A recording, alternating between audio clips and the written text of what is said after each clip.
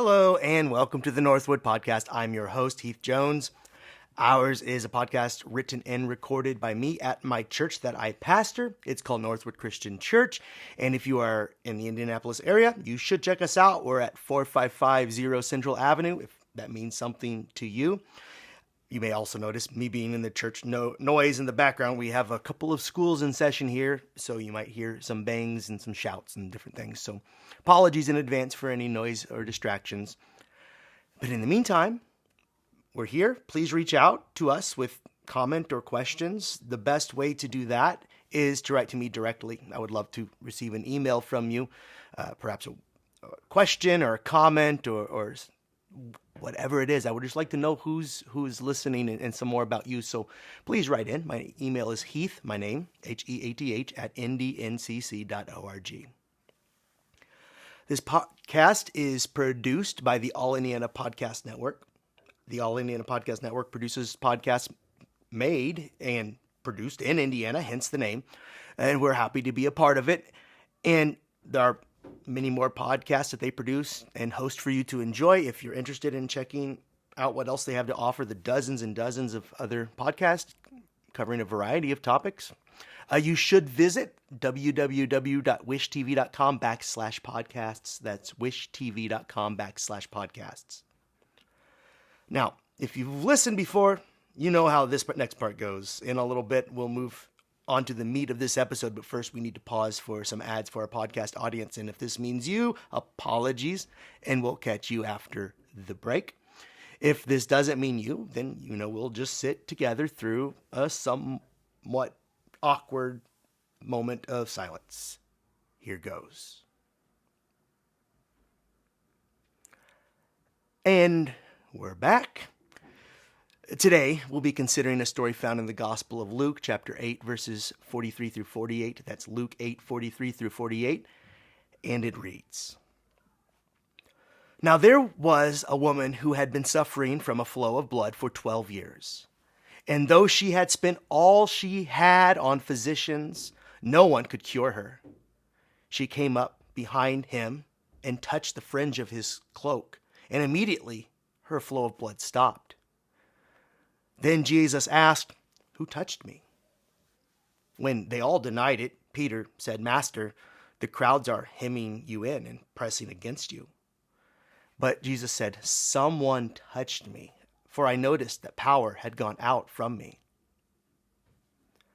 When the woman realized that she could not remain hidden, she came trembling, and falling down before him, she declared in the presence of all the people why she had touched him and how she had been immediately healed. He said to her, 'Daughter, your faith has made you well. Go in peace.'" This is a great story, one of my favorites. I've preached on it before, and if you've heard me preach or speak on this woman's story before, then you will perhaps already know about all of the social taboos that this woman is breaking. I may not need to spell it out for you, but in case you need a refresher, here goes. For one thing, she was a woman, and women weren't supposed to consort in public without a male escort. Perhaps her husband or another male family member, even her younger brother, would do. How insulting could you imagine? But this wasn't even half of her problem. She shared that problem with every other member of her sex, but her problem, from what we read, was more complex, to put it mildly.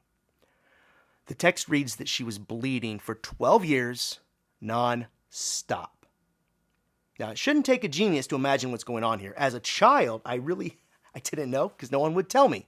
Flow of blood, woman. Well, let's not beat around the bush. She is having menstrual problems. That is what any biblical commentator will write down into the small print, but in the translation, the large print, well, that problem is set with its own set of complications and medical issues in any age or day. But in the day that this woman was alive, this was especially bad. Her circumstance, where the ancient law forbade a woman on her period from consorting with society. She was considered unclean until she had been made ceremonially pure at her period's end. But the woman in our story today, she had been considered unclean in this way for 12 years. That meant 12 years of ostracization, 12 years of being told that you are unclean, a dirty person who needs to stay away. And this had moral implications too, that maybe you were somehow morally impure as well on some level. 12 years of longing to be made well. Now pause to note how biblical translations can teach us about some of our biases.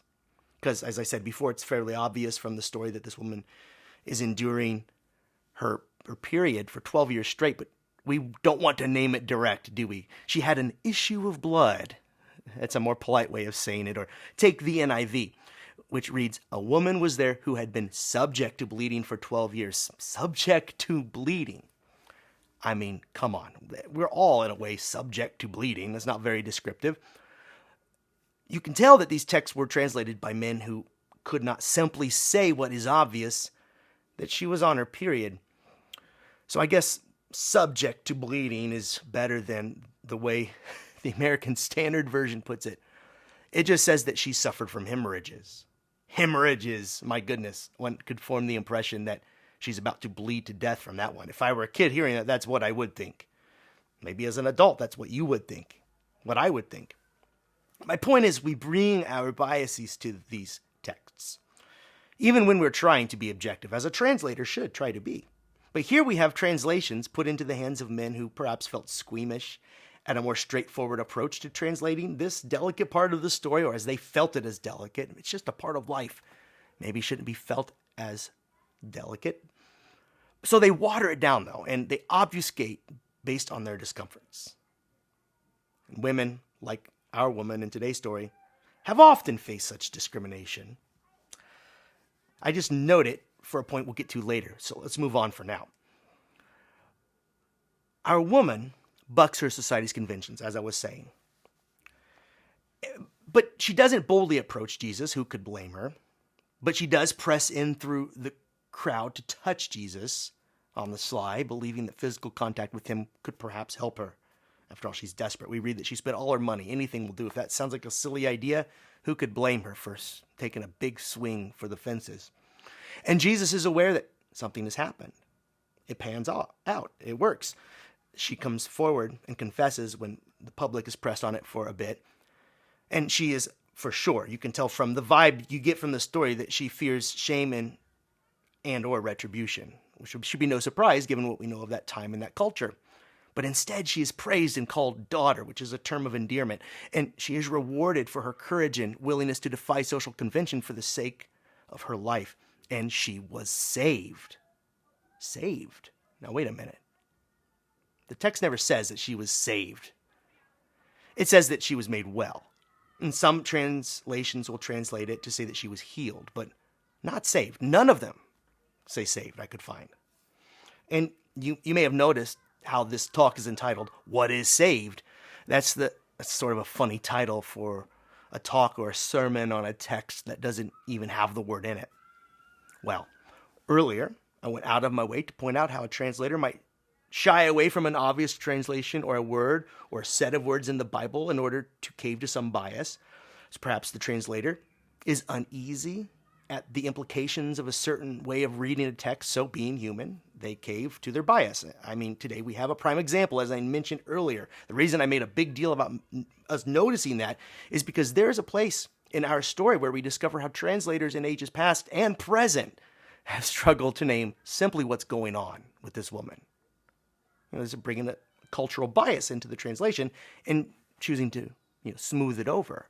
She was on her period for 12 years, but no, she's hemorrhaging. My point is, there is bias in translation, all of them. Back to this word saved. I want you to know that there is bias in our translations around this word too. You know how it functions in our Christian lingo these days. If someone gets saved, then you know that they've probably prayed a prayer. They have conformed their beliefs to a set of doctrines, whatever beliefs that community, that presumably Christian community, holds. And then they try to live as best they can until they die and go to heaven, or not. But the point is, they're saved because they've prayed the prayer and they believe the things. And heaven being the main goal here, and heaven being some other place in some other space, dimension, or realm. So to be saved in this sense can really be boiled down to being saved from eternal punishment and damnation in lieu of eternal happiness and joy. It's all about something in the future, and it's all theoretical and hypothetical. Now, we could have long discussions about those loaded topics. Maybe your mind was peaking with things to say, but for now, suffice it to say that when many people think of salvation or saving, in Christian circles, they are thinking about what may happen to you or me in the next life, right? Well, what I hope you can come to see before we finish our time together is that this way of viewing what it means to be saved is not only narrow and limiting, it's not primarily what Jesus had in mind. So much more than where you go when you die. In fact, maybe not primarily that. But let's first return to that moment in the text, and I'll then make my point. It reads, "When the woman realized that she could not remain hidden, she came trembling, and falling down before him, she declared in the presence of all the people why she had touched him and how she had been immediately healed. He being Jesus, said to her, 'Daughter, your faith has made you well. Go in peace.'" You see, no talk of saved, except that word near the end, "your faith has made you well." Some translations render it healed from a Greek word that is said as sozo. That's how you enunciate that Greek word, sozo. But very few, if any, translations translate it as they do in every other place, or nearly every other place, I should say, this Greek word is used, saved, sozo. The actual Greek word used, as I've been saying, is this, sozo. And I'll just read for you a few more places in the Bible where that same Greek word is used to show you how it is nearly always translated differently in every other place. And then we'll consider some reasons as to why that may be.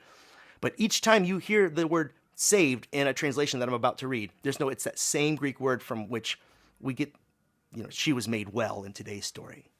So she was made well, translated this way in other places. Matthew 1:21, she, being Mary, will bear a son, and you will name him Jesus, for he will save, sozo, his people from their sins. And Matthew 10:22, you will be hated by all because of my name, but the one who endures to the end will be saved. Same word used in today's text, translated as well. Be made well. Luke 9:24, just paragraphs after today's story. For those who want to save their life will lose it, and those who lose their life for my sake will save it. And then there's the classic, John 3:16 and 17. For God so loved the world that he gave his only son, so that everyone who believes in him may not perish but have eternal life. Indeed, God did not send the Son into the world to condemn the world, but in order that the world might be saved through him. Same Greek word. You can look it up for yourself. Zozo. Same word that we have in our text. So I'll point it out again. When it's that Greek word is translated in today's text, it's rendered in the following way. He said to her, he being Jesus, "Daughter, your faith has made you well." Made well. Same word, translated differently into English. Translated as saved 93 other times. Only as this 6 times in the Bible. And almost all in the story that you're reading. It's also mentioned in the other synoptic gospels. That's about 90% of the time translated as saved. It's almost as if some of these translators and theologians are uncomfortable with broadening saved to include this woman's physical condition as well as her spiritual self. Hint, hint. I do think that's what's going on here. In recent centuries, the gospel of Jesus has been so framed by we preachers and teachers that many have come away believing that Jesus came to save our souls, but not our bodies. Now, the resurrection of Jesus, central, the whole point, right? Resurrection of Jesus, Easter. Well, that should have put an end to this way of thinking, because by that holy moment in our church calendar, it is impressed upon us how God is interested in saving our whole selves, physical bodies included, which is why Jesus was resurrected in his entirety. In fact, you cannot have both to be human. It's to have a body, which will need saving too, and everything else. What's more, for Jesus, salvation in this sense began in the here and now. He said later in the same gospel that the realm of God is in our midst. Luke chapter 17, verse 21.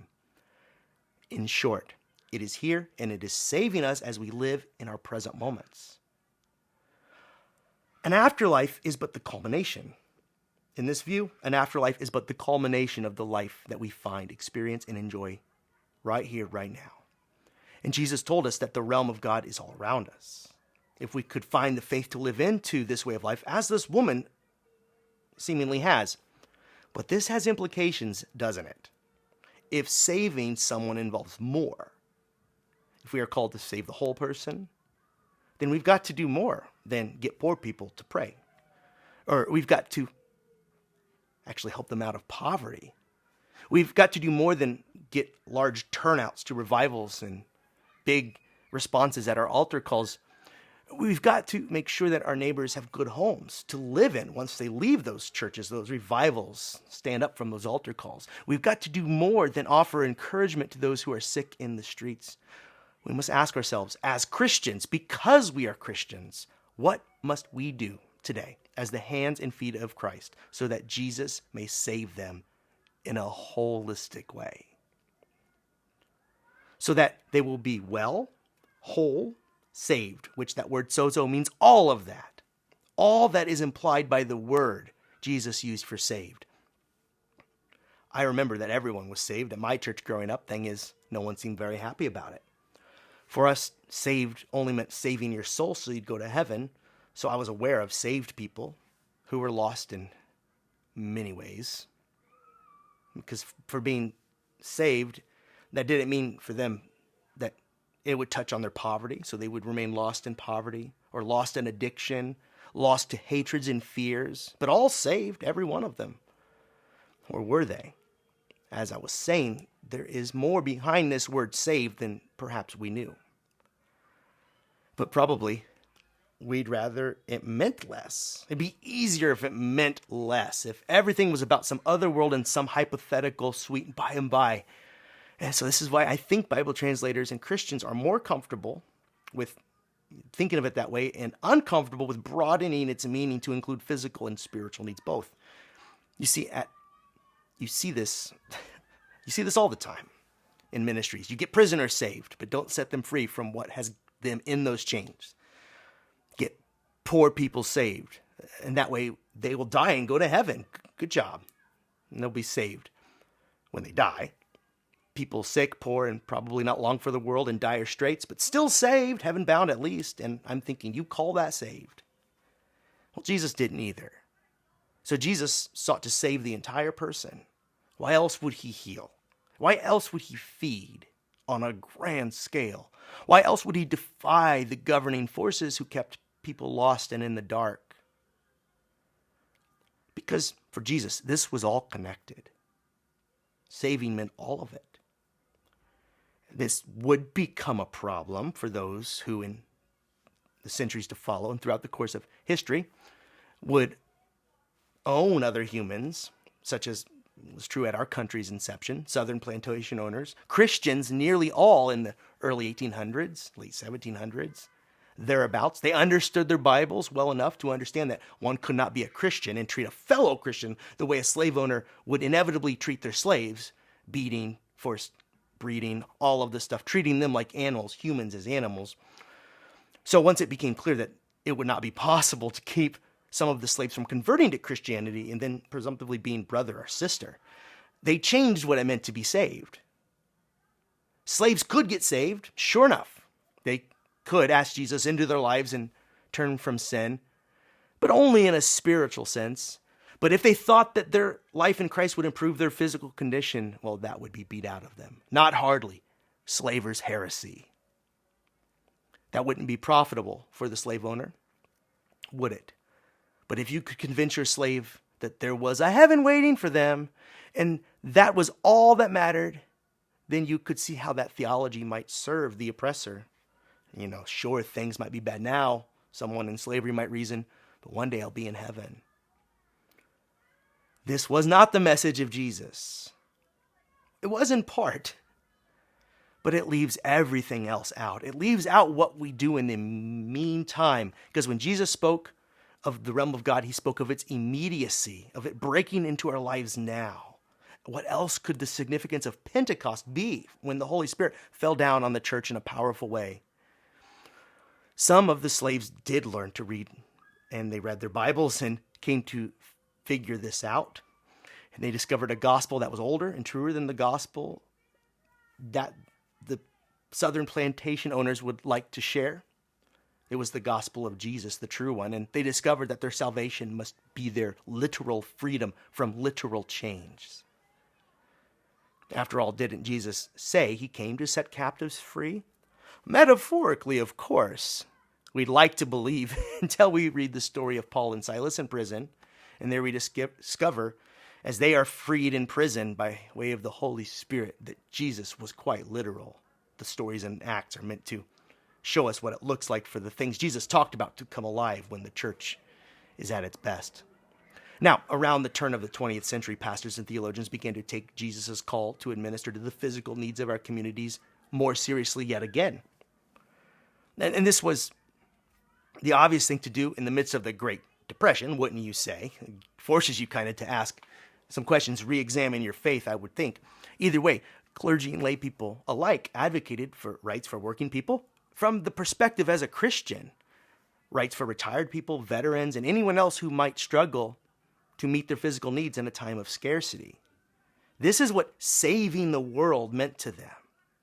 I'd argue what it also meant to Jesus. This is not all it meant, as I keep saying, but it also meant this, caring for those in need on this side of the grave. So the sentiment turned, and many Christians saw that time, the 19-teens, 20s, 30s, as a moment in history when they could save the world in the name of Jesus. And true, this meant making converts, and it had as in its mind ideas of heaven in the next life, but it meant so much more. As this was happening, though, there were pastors and businessmen alike who were growing uneasy with these current theological trends. They saw in the social gospel, as it came to be called, sometimes in disparaging ways, sometimes in supportive ways, they saw in it a great threat to their way of life. So efforts were organized to sway public opinion, to advocate for a more spiritual Christianity with fewer real-world physical implications. Revivals were focused on getting people saved in a spiritual, introspective sense, and that came to be all that mattered. Just to get saved in a way that makes no demands on one to engage in social problems of your age. In fact, some whole movements disengaged from social problems of their age. So I'm painting with a very broad brush here because I don't have much time, but fast forward. In the decades that followed, say through the 50s, 60s, 70s, 1950s, 60s, and 70s, this way of understanding what means to be saved came to mean nearly only spiritual salvation. It became the dominant way that Christians talk. And this being the case, a Christian can feel today absolved from any obligation to save a sister or brother in any other sense except for a spiritual sense. I can remember arguments in churches growing up about whether or not we had an obligation as Christians to support efforts to end poverty and the like. The thinking went, why waste your time? We've souls to save. That's what really matters. It'll all even out in the wash, meaning God will sort it out in heaven. You never heard Jesus say anything like that? Sit on your hands until the end, and God will sort it out. And here we forget the parable of the rich man and Lazarus, where the rich man's failure to save his neighbor by feeding and sheltering him led to his untimely death, which was not a problem for the rich man until he died, only to discover that his failing to care for his neighbor's physical needs had spiritual implications. So fine, preach a sermon like that. Preach a sermon on Lazarus and the poor man, and we'll do a little. All churches probably feel as though we've got to at least do a little for poor people, disadvantaged people, help some people out. We'll call it charity when we do choose to help, but we certainly wouldn't say that we're saving them in the name of Jesus when we engage in these things. But Jesus would have. He did. He did. By saving, he meant that we save the whole person, starting right here and now. Because our physical and spiritual selves are intertwined and inseparable. God made us this way, to have a body that needs fed and cared for. To be saved is to be saved in both spheres of life, and this should not surprise us at all, because this is how Jesus ministered. This is how we too should minister. It's as if we've had two gospels in competition with one another of late. A social gospel calling us to care for the least and the last on this side of death, but seems to undermine or underemphasize the next life. And then you have the save their souls gospel that seems to almost exclusively have its interest on personal piety in this life, but everything else is for the next life. Wait for heaven. But there are not two gospels. There is one, and the good news of Jesus was expansive enough to include them both. Both of these perspectives, or rather, both thrusts of the message. We've been in the soul-saving business for some time now. I think it's time for Christians to remember the other half of the gospel. There was a time, when we built hospitals in the name of Jesus. So I wanted to have this talk right now in our church's history, and by that I mean my actual church that I pastor, Northwood Christian Church. As I was saying, I've been wanting to have this talk now, specifically because I want us to see that our efforts of late, Northwood's efforts of late, to take on issues related to poverty are salvific. Salvific, which is a fancy churchy word that means that our efforts to call our communities toward more compassion for the poor, this is saving. This saves. In the sense of the word that Jesus meant. It's not all Jesus meant by saving, but it is certainly a large part of it. And if you need proof, just read the Gospels. So let's, in the meantime, tell others of this saving power. Let's allow it to flow through us, we, his body, Jesus' body, the church, so that many others will be saved in every sense of the word and all dimensions, all that we've been talking about. Realize that ours is a calling to engage the problems in the world head on as Jesus did. And in this way, he saved many who were lost, but not just lost to personal sins, but lost to hunger, lost to depression, lost to fill in the blank, you name it, all of it, all that is broken in humanity.